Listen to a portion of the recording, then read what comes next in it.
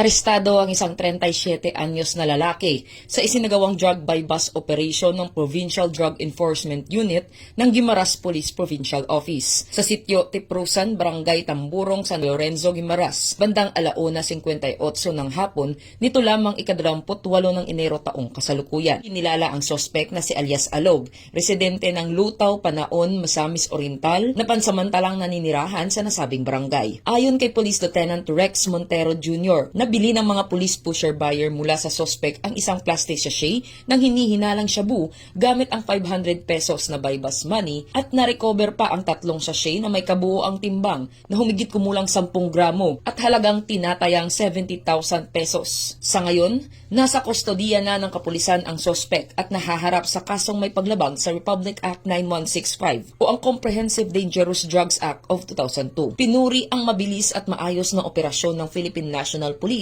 na nagresulta sa pagkakaaresto ng sospek, patunay ng kanilang patuloy na kampanya laban sa iligal na droga at sa pagpapanatili ng kapayapaan at kaligtasan ng mamamayan. Narito sa Western Visayas, ako ang inyong PNN Correspondent Patrolwoman Justin May Halyores, alagad ng batas, tagataguyod ng Balitang Pulis.